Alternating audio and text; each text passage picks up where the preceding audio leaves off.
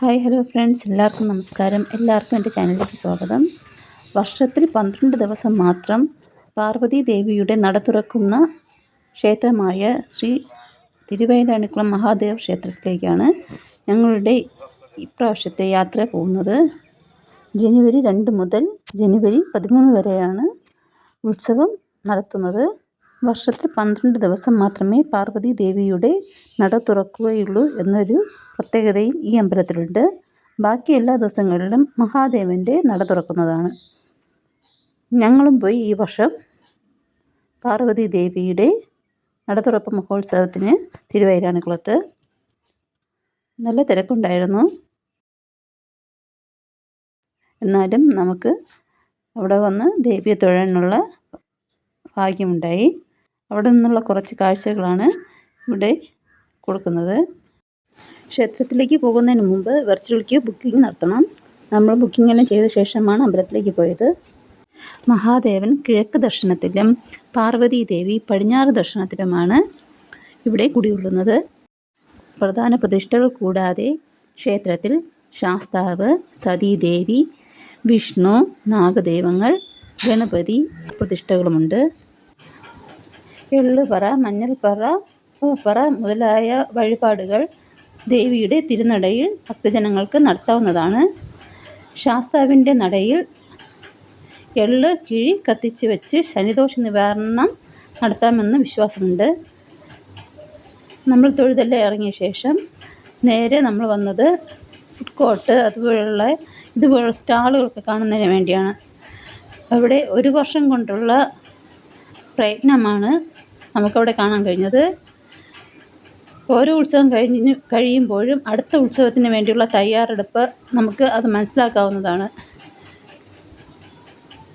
അവിടെ ഇല്ലാത്തതായിട്ട് ഒന്നുമില്ല എന്ന് പറയില്ലേ, അതുപോലൊരു സംഭവമായിരുന്നു. കുട്ടികൾക്ക് വേണ്ടിയുള്ള സാധനങ്ങൾ, കളിപ്പാട്ടം, പോപ്കോണ്, പിന്നെ ബേക്കറി ഐറ്റംസ്, ഫാൻസി സാധനങ്ങൾ, സ്ത്രീകൾക്കും കുഞ്ഞുങ്ങൾക്കും എല്ലാവർക്കും എല്ലാ രീതിയിലുള്ള ഐറ്റംസും നമുക്ക് അവിടെയുള്ള സ്റ്റാളിൽ കാണാമായിരുന്നു. 12 ദിവസത്തെ നട തുറപ്പ് മഹോത്സവം അത്ര ആഘോഷമായിട്ടാണ് അവിടെ നടത്തുന്നത് നമുക്ക് കാണാൻ കഴിഞ്ഞത്. നല്ല ഗംഭീരമായിട്ടായിരുന്നു. യാതൊരു കുറ്റവും കുറവും നമുക്ക് പറയാൻ പറ്റത്തില്ല. എല്ലാ സംവിധാനങ്ങളും നല്ല രീതിയിൽ തന്നെയാണ് അവിടെ ഒരുക്കിയിട്ടുള്ളത്. നമ്മൾ ഈ കാഴ്ചയെല്ലാം കണ്ട ശേഷം സാധനങ്ങൾ അധികമൊന്നും വാങ്ങിച്ചില്ല എങ്കിലും നമുക്കിത് കണ്ടുകൊണ്ട് കിടക്കാൻ തന്നെ നല്ലൊരു താല്പര്യമായിരുന്നു. ചുക്ക് കരിപ്പെട്ടിയാണിത്. കുരുമുളകും ചുക്കും കൂടി ഇട്ടുണ്ടാക്കിയ കരിപ്പെട്ടി. അതുപോലെ തന്നെ പലവ്യഞ്ജനങ്ങൾ, പിന്നെ സുഗന്ധദ്രവ്യങ്ങൾ എല്ലാം തയ്യാറാക്കി വച്ചിരിക്കുന്നു. ചുക്ക്, ഏലം, കുരുമുളക്, പട്ട, ഗ്രാമ്പു, മസാല ഐറ്റംസ്, ജാതിക്ക, എല്ലാം നല്ല ക്വാളിറ്റിയുള്ള ഐറ്റംസാണ്. എല്ലാം നല്ല റീസണബിൾ റേറ്റിൽ നമുക്ക് കിട്ടുകയും ചെയ്യും. പിന്നെ നമുക്ക് 30 രൂപയ്ക്കും 50 രൂപയ്ക്കൊക്കെ മുത്തുമാല കാണാൻ കഴിഞ്ഞു. അത് നല്ല ചെറിയ മുത്തുമാലയല്ല, നല്ല വലിയ രീതിയിൽ നെക്ലസ് പോലെ ഇടാൻ പറ്റുന്ന രീതിയിലുള്ള മാലയൊക്കെയാണ് ഈ 30-50 രൂപയ്ക്കൊക്കെ നമുക്കവിടെ കാണാൻ കഴിഞ്ഞത്. അങ്ങനെ ഓരോരോ കാഴ്ചകളായിട്ട് നമ്മളങ്ങനെ കണ്ടു പോവുകയാണ്. ഏത് കണ്ടാലും നമുക്ക് അതെല്ലാം വാങ്ങിക്കണമെന്ന് തോന്നും. അത്രയ്ക്ക് റീസണബിൾ പ്രൈസിലാണ് സാധനങ്ങളെല്ലാം അവിടെ കിട്ടുന്നത്.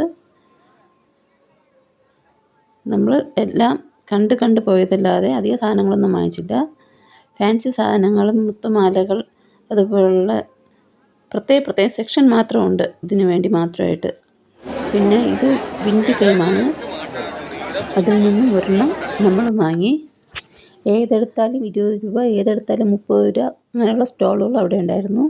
പിന്നെയും ഓരോരോ കാഴ്ചകളായിട്ട് അങ്ങനെ കണ്ട് നടന്നു. എവിടെ തിരിഞ്ഞാലും അവിടെയെല്ലാം ഫുഡ് കോർട്ടും സ്റ്റോളുകളും മാത്രമേ ഉള്ളൂ. അങ്ങനെയായിരുന്നു. ക്ഷേത്ര ഗോപുരം സന്ധ്യസമയമായപ്പോൾ ലൈറ്റ് കൊണ്ട് മനോഹരമായി അലങ്കരിച്ചിരിക്കുന്നു. ശിവനും പാർവതിയും ദേവിയുടെയും പടമാണ് ഫ്രണ്ടിൽ ലൈറ്റ് കൊണ്ട് അലങ്കരിച്ചിരിക്കുന്നത്. നമ്മൾ ഒരു 7:30 മണിയോടുകൂടി ക്ഷേത്രത്തിലെ ദർശനമെല്ലാം കഴിഞ്ഞ് തിരിച്ച് ക്ഷേത്രത്തിൽ നിന്നും പുറത്തോട്ട് ഇറങ്ങി. അവിടെ നിന്നും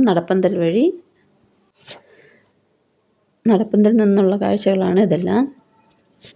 തിരുവൈരാണിക്കുളം മഹാദേവ ക്ഷേത്രത്തിന് നേരെ ഓപ്പോസിറ്റ് ഒരു ശ്രീകൃഷ്ണ സ്വാമി ക്ഷേത്രമുണ്ട്. നമ്മൾ അവിടെ തൊഴുതിട്ട് ശിവനെ തൊഴാൻ പോവുകയോ അല്ലെങ്കിൽ ക്ഷേത്രത്തിൽ തൊഴുതിട്ട് കൃഷ്ണൻകോവിലിൽ പോയി തൊഴുകയോ വേണം. എന്നാൽ മാത്രമേ നമ്മൾ തിരുവൈരാണിക്കുളത്ത് തൊഴുത ഒരു ഫലം കംപ്ലീറ്റ് ആയിട്ട് കിട്ടുകയുള്ളൂ എന്നാണ് ഐതിഹ്യം. നമ്മൾ അവിടെ പോയി ഉണ്ണിക്കണ്ണനെ തൊഴുതു. വിഷ്ണുവിൻ്റെ ദശാവതാരങ്ങളാണ് ഈ ഉത്സവ സമയത്ത് അവിടെ ഭഗവാനെ അലങ്കരിക്കുന്നത്. നമ്മൾ പോയ സമയത്ത് ശ്രീരാമൻ്റെ രൂപമായിരുന്നു അവതാരമായിട്ട് അവിടെ അലങ്കരിച്ചിരുന്നത്. നമ്മളതെല്ലാം തൊഴുത ശേഷം ഈ വർഷത്തെ തിരുവൈരാണിക്കുളം യാത്ര കംപ്ലീറ്റ് ആക്കി. എല്ലാവർക്കും നന്ദി.